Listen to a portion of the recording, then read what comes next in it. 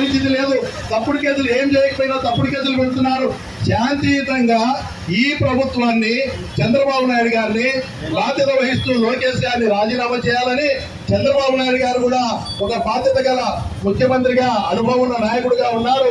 వీటన్నిటి మీద వెంటనే చర్యలు తీసుకోవాలని మేము శాంతియుతంగా చేస్తాం. మీకు నమస్కారం పెట్టి మేము రిక్వెస్ట్ చేస్తున్నాం. ప్రజల తరఫున మాకు సామరస్యంగా దీక్ష చేసేదానికి మా వాళ్ళకు అనుమతి ఇవ్వాలని చెప్పి మిమ్మల్ని రిక్వెస్ట్ చేస్తా ఉన్నాం. గవర్నమెంట్ ఆఫీసులు ఏరియాలు ఉన్నాయి కాబట్టి ఇక్కడ అనుమతి ఇవ్వలేదు. కాబట్టి దయచేసి మీరందరూ కూడా సహకరించాలి. 2-3 రోజులు అనుమతి ఇచ్చి లాస్ట్ రోజు గవర్నమెంట్ ఆఫీసులు మన వాళ్ళు వచ్చినారు. కనీసము మేము వచ్చిన వాళ్ళు కూర్చున్న వాళ్ళకి కనీసం దండలు వేసేదానికైనా దీక్షలు ఎవరు కూర్చుంటున్నారని కూడా తెలియట్లేదు. కాదు ఒక్క నిమిషం మేము కొద్దిసేపు అవకాశం ఇవ్వండి. కనీసం కూర్చున్నారు. అసలు ఎందుకు వచ్చినారు సార్? ప్రభుత్వ సెలవుతున్నాం ఈరోజు. తెలిసిందే అందరికీ కూడా. ఇక్కడ గవర్నమెంట్ ఆసుపత్రి, ప్రభుత్వ సెలవుతున్నాం.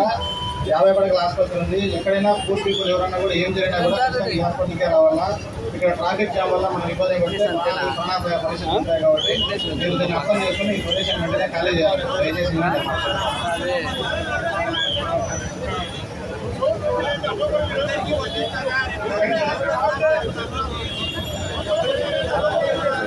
చెప్తాను.